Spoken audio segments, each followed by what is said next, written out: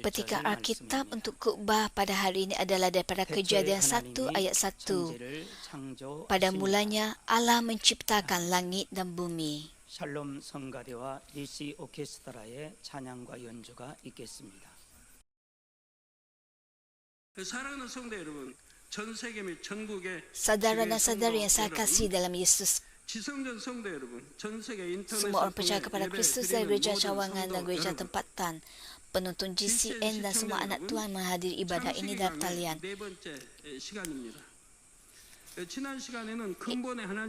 Ini ialah sesi keempat penjelasan tentang kejadian. Sebelum ini saya telah menerangkan bagaimana Tuhan Asal menjadi Tuhan Trinity. Tuhan Asal wujud di dalam seluruh alam semesta asal dalam bentuk cahaya yang mengandungi suara. Kemudian dia bersatu sebagai satu cahaya pada puncak alam rohani. Kemudian dia membahagikan dirinya kepada tiga yang setiap satu mengambil rupa manusia rohani. Dengan cara ini, Tuhan Asal menjadi Tuhan Trinity,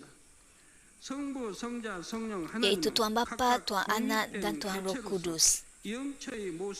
Mereka adalah makhluk individu, tetapi bentuk rohani mereka sedikit berbeza antara satu sama lain. Namun begitu, roh setiap satu kekal seperti yang dipisahkan daripada satu roh asal yang sama. Oleh itu, ketiga-tiganya berkongsi satu hati dan satu pemikiran. Kemampuan dan kebijaksanaan mereka juga adalah sama. Oleh itu, kita memanggil Tuhan Bapa, Tuhan Anak dan Tuhan Roh Kudus sebagai Tuhan Trinity. Sekarang saya akan menerangkan pembahagian roh yang dilakukan oleh Tuhan Trinity. Apabila orang benar-benar sibuk, mereka berkata, saya berharap saya dapat mempunyai klon diri saya sendiri. Tidakkah anda pernah berfikir bahawa adalah baik jika anda mempunyai klon diri anda sendiri? Jika anda dapat melakukannya, betapa baiknya dalam melakukan lebih banyak kerja. Selain itu, jika anda mempunyai pelbagai tugas pada masa yang sama, pemikiran seperti ini menjadi lebih kuat. Syukur atas teknologi komunikasi yang dibangunkan dengan baik. Anda dapat menguruskan banyak perkara dengan menggunakan komputer. Namun begitu, ia pasti kurang berkesan berbanding dengan anda sendiri berkunjung ke tempat itu dan melakukan kerja itu secara pribadi. Kadang-kala anda sendiri perlu berada di sana. Sebagai contoh, ibu bapa anda yang tinggal jauh daripada anda sangat ingin berjumpa dengan anda. Dalam hal ini, kunjungan anda akan membuatkan ibu bapa anda lebih bergembira berbanding dengan anda membuat panggilan telefon. Mungkin anda ingin mengklon diri anda untuk membolehkan salah satu daripada diri anda melawat ibu bapa anda jika anda dapat. Namun begitu, hal ini di luar kemampuan manusia. Itulah sebabnya dalam situasi seperti ini, orang biasanya berkata, walaupun saya tidak dapat berada di sana secara fizikal, namun hati saya sentiasa di sana.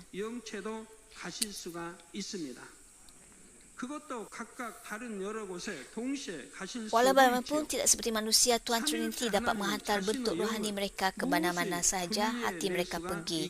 Lebih-lebih lagi, mereka dapat melakukannya pada masa yang sama, pada bila-bila masa dan di mana-mana tempat yang diinginkan oleh mereka. Hal ini dapat berlaku kerana Tuhan Trinity dapat membahagikan roh mereka menjadi banyak. Hal seperti ini adalah di luar imajinasi manusia. Tapi hal ini tidak menjadi mustahil bagi Tuhan. Pembahagian roh Tuhan Trinity ialah perkara yang akan saya jelaskan dalam khotbah ini. Saudara dan saudari yang saya kasih dalam Kristus, pembahagian roh berlaku secara rasmi apabila Tuhan bersatu lalu membahagikan dirinya kepada tiga. Konsep satu cahaya dibahagikan menjadi tiga tidak bermaksud bahawa satu gumpalan dibahagikan menjadi tiga keping. Hal ini lebih seperti menciptakan dua cahaya baru daripada cahaya asal. Anda harus memahami bahagian pertama pembahagian roh dengan betul. Katakan anda mempunyai satu dokumen dengan meterai bercop. Lalu anda membuat dua salinan dokumen itu. Kemudian anda membuat dua salinan yang sama dengan dokumen asal. Namun begitu, adakah dua salinan itu sama berharga seperti dokumen yang asal? Walaupun kandungannya adalah sama, namun kesahihannya adalah berbeza. 인장이 찍히는 Hal ini 것은 demikian 원본 kerana hanya salinan yang 하나뿐이기 asal mempunyai 때문이지요. meterai. 사본에도 Walaupun dua 인장 salinan 표시가 mungkin 있긴 mempunyai tanda 하지만 meterai, 그것은 namun 효력이 begitu 없습니다. kedua-duanya tidak mempunyai 그런데 kesakihan. 근본의 하나님께서 삼위일체 하나님으로 Walau bagaimanapun 분리하신 apabila 것은 Tuhan asal terbahagi menjadi 원본 Tuhan 한 Trinity, 장으로 원본 hal 두 ini 장을 seperti 더 membuat dua 만든 klon yang 것과 sama dengan yang 같습니다. asal. 이게 사본하고 Hal ini tidak 다르다 이 bermaksud 말이에요. bahawa dua lagi itu tidak mempunyai 근본 kesahihan. 하나님 본체 Dengan kata 하나는 lain, 이 dua lagi 본체와 entiti yang 똑같은 betul-betul sama 본체 telah 두 dibuat 개를 daripada 더 satu 만드신 entiti yang 것이지요. asal. 그래서 빌립보서 2장 6절 Itulah sebabnya Filipi 2 ayat 6 menyatakan, sebenarnya dia ilahi. ilahi.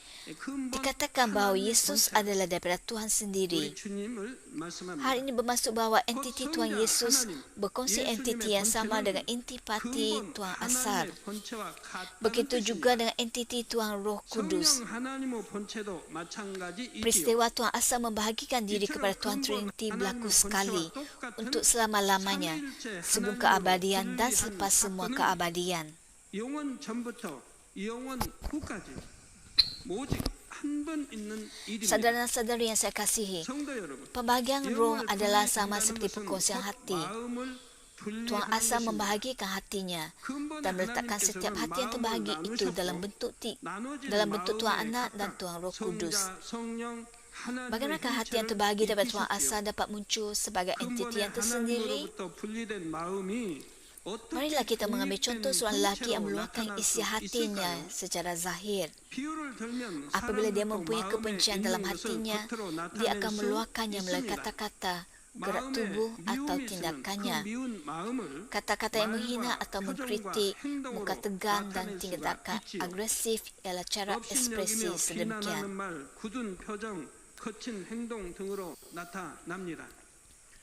Sebaliknya, jika dia mengasihi seseorang, hatinya juga dapat dizahirkan melalui kata-kata, raut wajah atau tindakan. Dia mungkin membuat pengakuan kasihnya dengan kata-kata.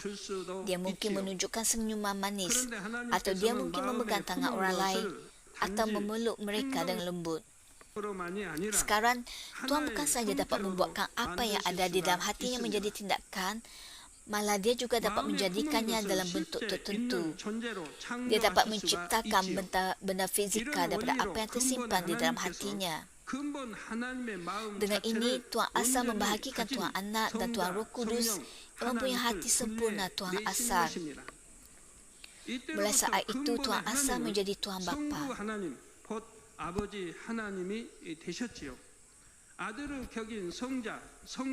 Saya menjelaskan bahawa Tuhan Anak dan Tuhan Roh Kudus yang seperti anak-anak Tuhan mempunyai hati sempurna Tuhan Bapa. Tidak sekadar hati mereka, malah kemampuan dan kebijaksanaan mereka juga sama dengan Tuhan Bapa. Oleh itu, kemampuan yang dimiliki oleh Tuhan Bapa iaitu membahagikan roh juga secara sama diberikan kepada Tuhan Anak dan Tuhan Roh Kudus. Tuhan Anak dan Tuhan Roh Kudus juga dapat membahagikan roh mereka secara tidak terbatas sebanyak diinginkan oleh mereka. Namun begitu, pembahagian dalam konteks ini adalah bahawa setiap Tuhan membahagikan dirinya menjadi banyak. Namun begitu, pembahagian roh yang merupakan pembentukan salinan yang sama bagi entiti daripada entiti asal berlaku hanya sekali apabila Tuhan asal terbahagi kepada Tuhan Trinity. Sila ingat bahawa Tuhan asal menjadi Tuhan Trinity yang dipanggil sebagai pembahagian roh hanya berlaku satu kali. Namun begitu, pembahagian roh dalam konteks khotbah pada hari ini bermaksud bahawa bilangan yang tidak terhingga bagi entiti roh yang terbahagi. Hal ini dah hanya dapat dilakukan oleh setiap daripada Tuhan Trinity. Selain itu, pemisahan roh hanya dapat dilakukan oleh Tuhan Trinity. Dapatkah kita sebagai makhluk juga dapat membahagikan roh kita? Tidak. Kita tidak dapat. Kita kadang-kala mengalami keadaan roh kita dipisahkan daripada tubuh kita. Namun roh kita tidak dapat dibahagikan. Manusia mempunyai roh, manakala tentera syurgawi dan malaikat serta roh kejahatan merupakan makhluk rohani. Makhluk rohani ialah makhluk yang mempunyai sifat-sifat abadi. Makhluk rohani kepunyaan Tuhan seperti tentera syurgawi dan malaikat bersinar dengan terang. Sebaliknya, roh kejahatan yang tergolong dalam kegelapan kelihatan dikelilingi oleh asap hitam pekat. Apabila mata rohani anda terbuka, anda dapat melihat bahawa orang yang dirasuk roh jahat dikelilingi oleh asap gelap. Oleh itu, anda dapat membezakan orang yang dirasuk oleh roh jahat atau di bawah pengaruh roh-roh kejahatan. Roh-roh kejahatan kelihatan dikelilingi oleh asap hitam. Inilah sebabnya terdapat makhluk rohani, tetapi mereka tidak dapat melakukan pembahagian roh. Pembahagian roh hanya dilakukan oleh Tuhan Trinity. Hal ini demikian kerana hanya Tuhan Trinity mempunyai kemampuan untuk memberikan bentuk bagi apa yang difikirkannya di dalam hatinya. 이것은 삼일체 하나님만이 마음에 품은 것을 형상화시킬 수 있는 능력을 갖고 계시기 때문입니다. Mulai sekarang, saya akan memberikan penjelasan terperinci tentang pembahagian roh yang dilakukan oleh setiap Tuhan Trinity. Pembahagian roh yang akan saya terangkan adalah untuk membahagikan banyak roh yang menyerupai hati setiap Tuhan Trinity.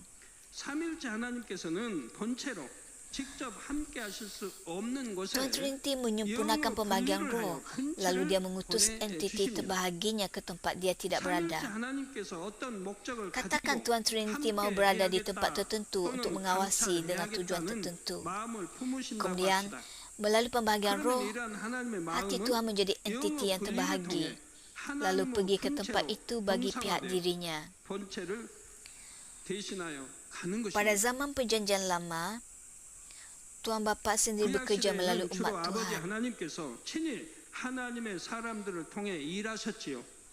Sebagai contoh dalam Kejadian 1:28, Kejadian 26:2 dan Kejadian 26:24, Tuhan menempatkan diri di hadapan Abraham, Ishak dan Yakub dan berfirman kepada mereka. Inilah situasi apabila entiti Tuhan Bapa yang terbahagi, bukan Tuhan Bapa sendiri, datang ke bumi.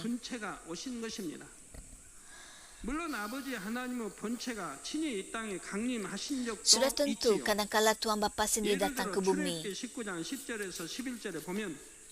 Sebagai contoh, Keluaran 19 ayat 10 hingga 11 menyatakan, Tuhan berfirman kepadanya, "Pergilah menemui umat dan suruh mereka menyucikan diri pada hari ini dan esok. Mereka mesti membasuh pakaian mereka dan siap pada hari lusa. Pada hari itu aku akan turun ke Gunung Sinai. Di situ segenap umat akan dapat melihat aku." Benar, orang Israel tidak melihat Tuhan. Hanya Musa dapat melihat Tuhan.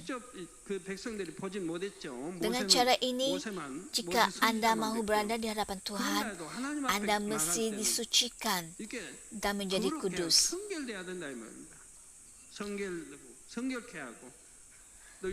Kita mesti dan tekun membasuh pakaian dan membersihkannya sebelum datang kepada Tuhan.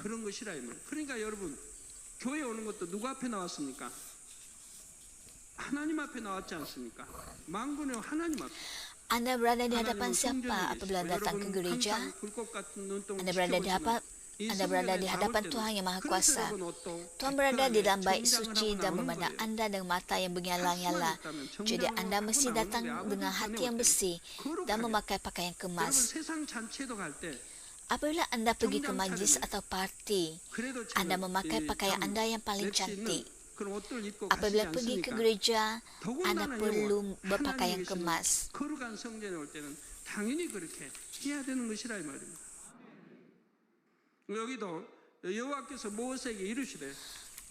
Tuhan berfirman kepadanya, "Pergilah menemui umat dan suruh mereka menyucikan diri pada hari ini dan esok.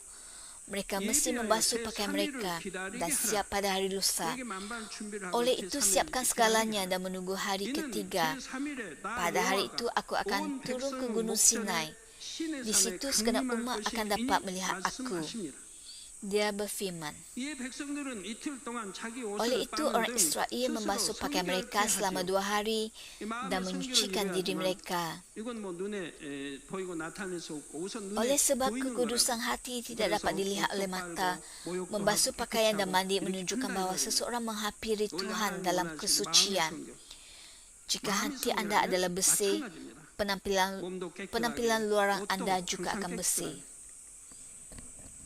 또 제3일 아침이 되자 우레와 번개와 Pada 빽빽한 waktu pagi 구름이 hari yang 시내산 ketiga, 위에 ada 머물렀으며 guru dan kilat 그리고 serta 18절에 awan yang 보니 tebal menutupi 시내 산의 gunung. 연기가 자욱하니 Keluaran 19 ayat 18 여호와께서 불 menyatakan, 가운데서 거기 seluruh gunung Sinai 강림하시니라. diliputi 그 연기가 asap kerana 옹기종이 Tuhan telah 연기가 turun ke atasnya di dalam api. 온 산이 Asap 크게 itu naik 운동하며 berkupu-kupu 했습니다. seperti asap relau 여호와 dan seluruh 하나님의 gunung 권체가 itu 친히 bergoncang dengan 강림하실 kuat. 때는 이처럼 Apabila entiti 특별한 Tuhan 일들이 Allah yang asa turun, 일어났던 것입니다. perkara istimewa seperti ini 출애굽기 berlaku. 33장 23절에는 여호와 하나님께서 모세에게 Tuhan Allah hanya menunjukkan belakangnya kepada Musa seperti yang tertulis dalam Keluaran 33:23. 얼굴을 보여주시지 않은 Sebab 이유는 Tuhan tidak menunjukkan wajahnya adalah seperti yang 33장 tertulis dalam 20절 Keluaran 말씀처럼 33 ayat 여호와의 20. 얼굴을 보고는 살자가 없기 때문입니다. Tiada manusia yang tetap hidup setelah melihat wajah Tuhan. Oleh sebab tiada manusia yang tetap hidup setelah melihat wajah Tuhan, Tuhan hanya menunjukkan belakangnya kepada manusia. Sekalipun kepada Musa yang merupakan seorang yang rendah hati, lebih rendah hati daripada sesiapa pun di bumi. 나타내 보여주시긴 하지만 등을 보여주셨다 이 말입니다. Sebagai entiti asal, Tuhan Allah yang datang ke bumi, Musa sekalipun tidak dapat melihat wajahnya. Namun begitu, Musa dapat melihat bentuk Tuhan Bapa. Bilangan 12 ayat 8 menyatakan, oleh itu aku berfirman kepadanya, berhadapan muka, secara jelas dan bukan dengan teka-teki, bahkan rupaku pun sudah dilihatnya. Musa merupakan orang paling rendah hati berbanding dengan semua orang di dunia ini, dan dia setia sebagai hamba di dalam rumah Allah. Oleh itu, dia dapat bercakap dengan Tuhan Allah berhadapan muka secara jelas. Antara Tuhan Trinity, apabila Tuhan Bapa bekerja, istilah Tuhan atau Tuhan Allah digunakan.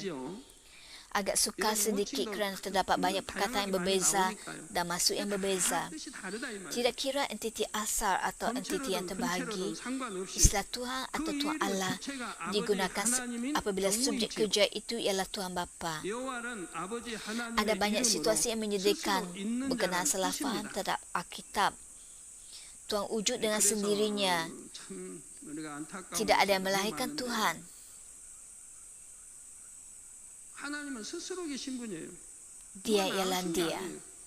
나오셨다면 또 아버지가 있어야 하고 어머니가 있어야죠. 스스로 계신 분이에요. 우리 예수 그리스도, 우리 주님도 마찬가지입니다. 하나님의 본체예요. Begitu juga dengan Tuhan Yesus. Oleh sebab Tuhan Yesus ialah intipati Tuhan, tidak mungkin ada ibu untuk Tuhan Yesus. 어디 있을 수 있습니까? Tepatkah anak darah Maria menjadi ibunya? Dalam Alkitab, tiada satu bahagian pun di mana Yesus memanggil anak darah Maria sebagai ibu. 성경에 우리 주님이 어머니라고 표현한 적은 한 군데도 없다 이 말입니다. 어머니로 말이 나온 건 있어요. Apabila Yesus disalibkan, dia memberitahu Yohanes bahawa anak darah Maria sekarang ialah ibu kepada Yohanes. Yohanes pada waktu itu berada di sampingnya. Dengan kata lain, Yesus meminta Yohanes untuk menjaga anak darah Maria. Yesus sentiasa memanggil anak darah Maria sebagai puan. 어머니가 될 수 없으니까 여인이 한다 이 말입니다. 근데 성경에 보면 anak darah Maria tidak dapat menjadi ibu kepada Yesus. Dalam Alkitab, pada pihak pengikut Kristus, dia dipanggil sebagai ibu kepada Yesus. Namun begitu, Yesus tidak pernah memanggilnya ibu kerana dia tidak dapat menjadi ibu kepada Tuhan Yesus. Apakah artinya menjadi seorang ibu? Hanya apabila seorang lahir daripada ovum ibunya, wanita itu menjadi ibu bagi anak yang dilahirkan. Bagaimanakah pula dengan bapa? Seseorang menjadi bapa hanya apabila anak itu dilahirkan daripada spermanya.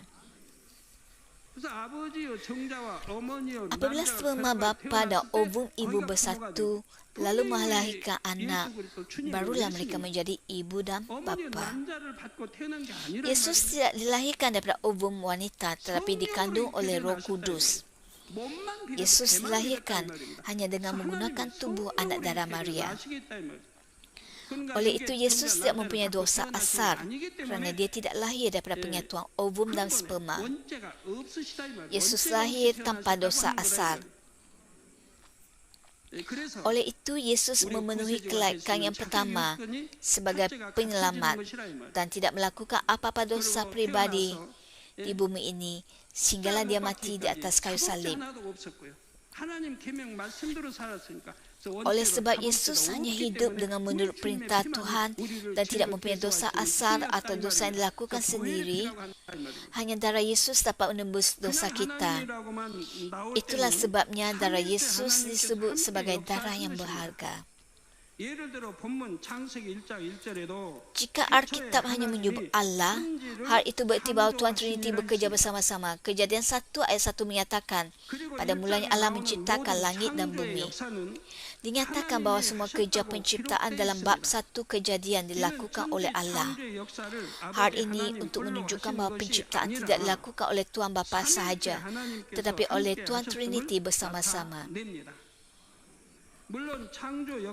Sudah tentu Tuhan Bapa yang menyertai penciptaan. Namun begitu Tuhan Anak dan Tuhan Roh Kudus juga melaksanakan kerja-kerja penciptaan bersama Tuhan Bapa. Seperti yang kita dapat lihat dalam bab 1 Kejadian, Tuhan berfirman, menyerupai kita. Itu dinyatakan dalam bentuk jamak kita dan bukannya tunggal, aku. Kerana Tuhan Trinity lah yang mengendalikan penciptaan. 저 삼일체 하나님이시기 때문에 우리의 형상이라고 나오는 거죠. 또 수면위에 운행하시다. 복수로 나오죠. 그래서 창조 역사에 이루셨죠. 요한복음 1장 10절에도 Yohanes 1 ayat 10 menyatakan, dia berada di bumi dan dunia telah dicipta melaluinya. Dikatakan bahawa dunia telah dicipta melaluinya. Oleh sebab Tuhan Anak juga mempunyai kuasa penciptaan, apabila dia datang ke bumi sebagai Yesus, dia memanifestasikan banyak kerja penciptaan. Sebagai contoh, tanpa kuasa penciptaan, menghidupkan semula Lazarus yang telah mati selama 4 hari tidak mungkin dapat berlaku.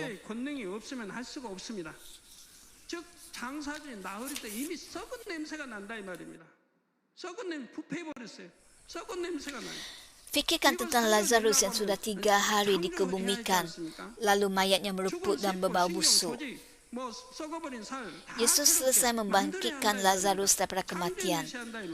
Hal ini bermaksud bahawa semua sel dan tisu saraf yang mati serta daging yang meruput mesti dibuat menjadi yang baru. Yesus menciptakan semua organnya menjadi baru. Dengan melangkaui ruang dan masa, semua perkara dapat dilakukan oleh Yesus untuk menyembuhkan pesakit dengan kuasa penciptaan hanya dengan firman-Nya.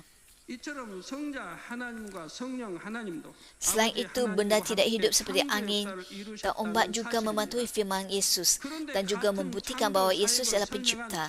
Begitu juga Tuhan Anak dan Tuhan Roh Kudus menyempurnakan kerja-kerja penciptaan bersama Tuhan Bapa.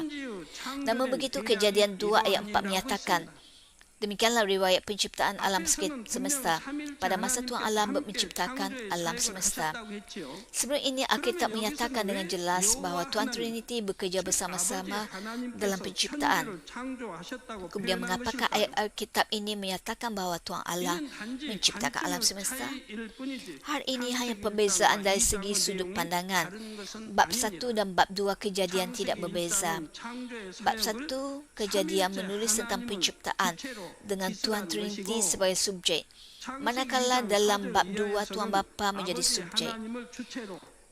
Perbezaan antara bab 1 dan bab 2 terjadi berdasarkan subjek yang diterangkan.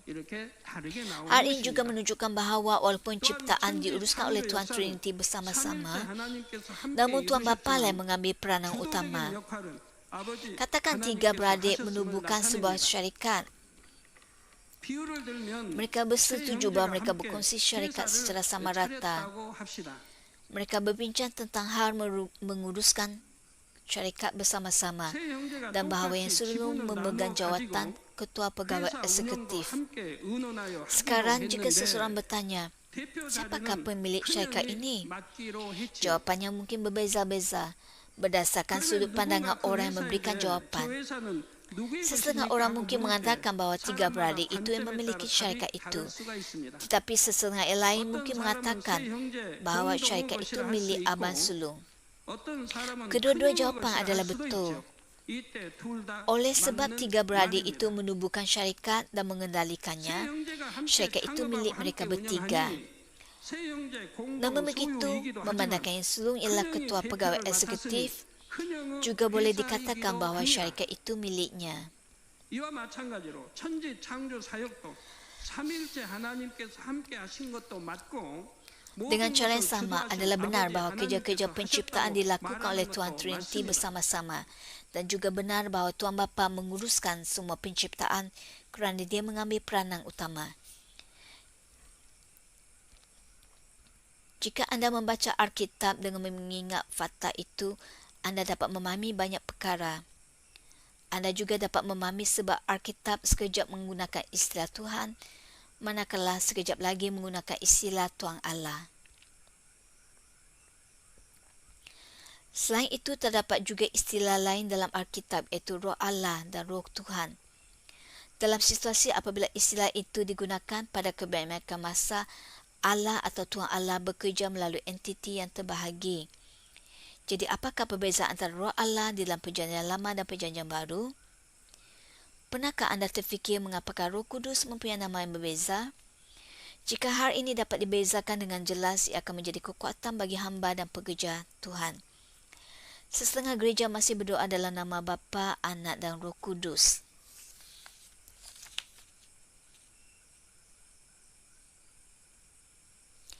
Namun begitu, Alkitab tidak menyatakan sedemikian. Kita perlu tahu sebab nama Roh Kudus berbeza dalam Perjanjian Lama dan Perjanjian Baru. Kita perlu tahu dengan segera. Kita sekarang berdoa dalam nama Bapa, Anak dan Roh Kudus. Dalam era ini, kita mesti memanggil Tuhan Bapa, Tuhan Anak dan Roh Kudus sebagai Trinity. Jadi saya akan menjelaskan kemudian bilakah Roh Kudus dipanggil sebagai Roh Allah.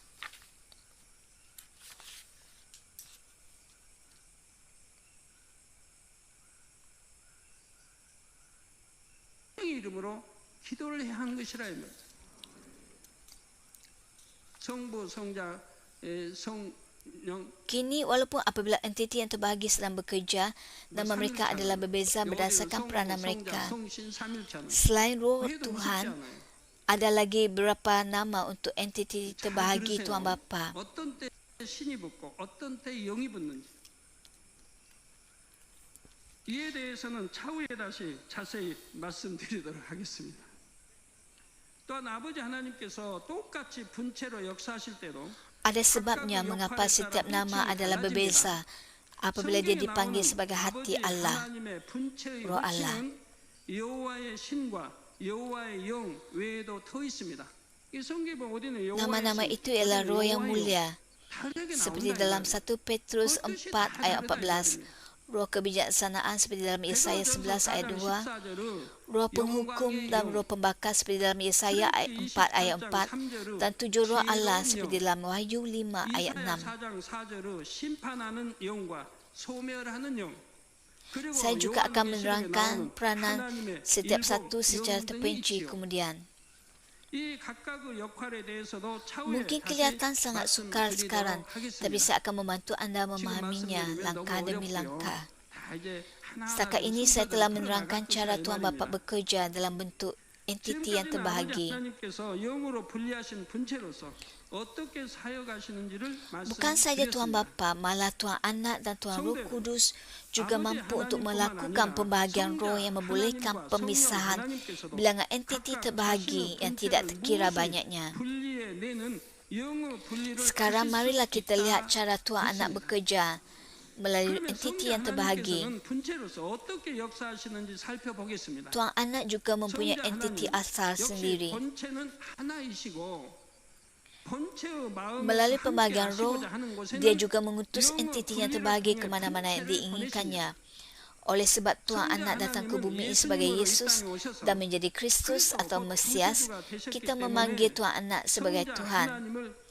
Oleh itu, jika Alkitab menggunakan istilah roh Tuhan, roh Kristus atau roh Yesus, adalah baik untuk kita menyatakan bahawa istilah-istilah ini digunakan untuk merujuk kepada entiti Tuhan Yesus yang terbahagi.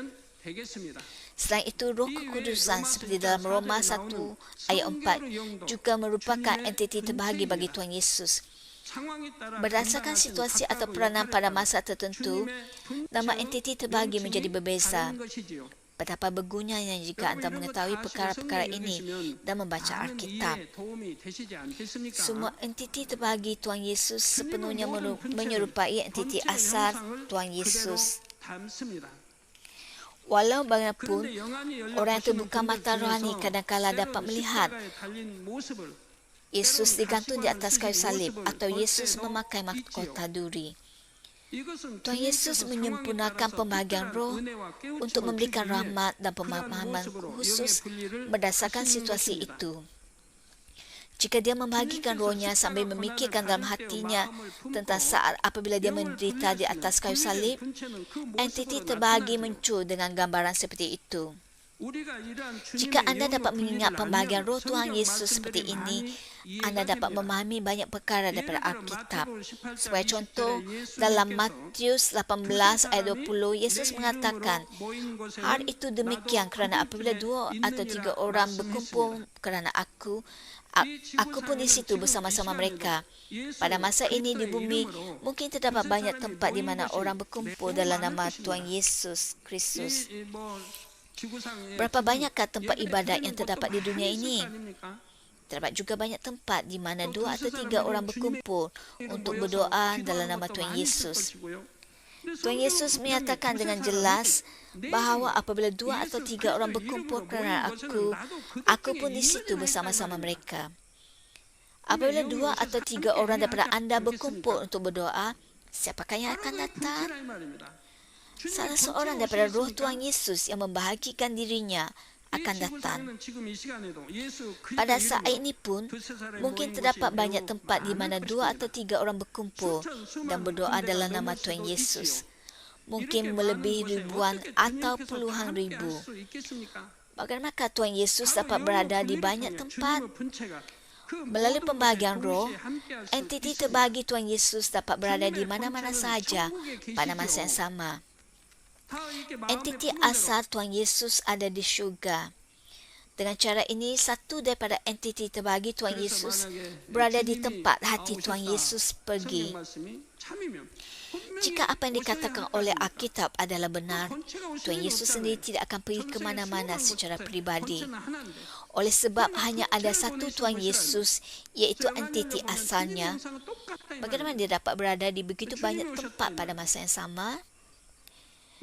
Itulah sebab dia mengutus entiti terbahagi dirinya. Entiti terbahagi ini sepenuhnya sama dengan Tuhan Yesus jika mata rohani anda terbuka. Tuhan Yesus berada di syurga dan entiti terbahagi dirinya bekerja dengan cara ini. Masanya entiti asal Tuhan Yesus akan turun ke bumi ini adalah apabila kerajaan 1000 tahun bermula, iaitu selepas 1000 tahun jamuan perkahwinan berakhir. Tuhan Yesus, iaitu entiti asal Tuhan Yesus, akan turun ke angkasa dan selepas 1000 tahun jamuan perkahwinan, dia akan datang ke bumi apabila memulakan kerajaan 1000 tahun. Tahukah anda apa yang saya maksudkan? Apabila Tuhan Yesus datang ke bumi sebelum kerajaan 1000 tahun, yang datang itu ialah entiti terbahagi Tuhan Yesus. Sekarang, bagaimanakah Tuhan Yesus akan pergi ke semua tempat di mana orang berkumpul dalam nama Tuhan Yesus dan bersama mereka? Katakan ada 2 orang berkumpul dalam nama Tuhan Yesus dan mengadakan ibadat atau pujian bersama-sama. Hal ini akan dilaporkan oleh malaikat kepada Tuhan Yesus. Ketika Tuhan Yesus memandang ke bawah ke arah orang yang sedang berdoa, dia bersukacita. Hal ini demikian kerana mereka menyembah dalam roh dan kebenaran, berdoa dengan sungguh-sungguh mengikut kehendak Tuhan Yesus dan menyanyikan pujian kepada Tuhan Yesus dengan segenap hati mereka. Kemudian Tuhan Yesus mempunyai keinginan dalam hatinya, aku ingin bersama mereka. Kemudian hati Tuhan Yesus yang sedemikian menjadi entiti terbahagi yang dalam bentuk yang sama dengan Tuhan Yesus lalu pergi ke tempat itu. Katakan 2 atau 3 orang daripada anda berkumpul untuk berdoa dan menyanyikan pujian. Namun begitu Tuhan Yesus mungkin atau mungkin tidak bersama anda. Tuhan Yesus akan bersama anda hanya apabila anda percaya dan hormat kepada Tuhan. Percaya dan hormat kepada Tuhan Yesus dan berdoa serta memujinya. Walaupun lebih 100 orang berkumpul, namun jika pujian dan doa itu tidak dilakukan dengan iman dan kasih, tapi dengan pemikiran dan hati badani, Tuhan Yesus tidak bersama anda. Dia akan bersama anda apabila anda benar-benar hormat, memuji dan berdoa kepada Tuhan dan Tuhan Yesus dari lubuk hati anda. Dengan cara ini, Tuhan Yesus dapat berada di tengah-tengah tempat orang yang berkumpul dalam nama Tuhan Yesus. Hal ini betul-betul berlaku mengikut apa yang tercatat dalam Alkitab. Yesus tidak mengatakannya secara kiasan. Satu entiti terbagi Tuhan Yesus yang sama keluar daripada dirinya. Di mana Tuhan Yesus meletakkan hatinya, Tuhan Yesus dapat bersama kita dalam roh, tidak kira di mana-mana pun. Roh Tuhan Yesus akan bersama orang yang sesuai, memberikan jawapan dan berkat bagi mereka. Dia bekerja untuk orang yang perlu bertaubat supaya mereka dapat bertaubat. Tuhan Yesus di syurga pada saat ini pun sedang mencari-cari orang di bumi. Tidak kira di mana-mana pun, seseorang terdesak dan bersungguh-sungguh mencari Tuhan Yesus.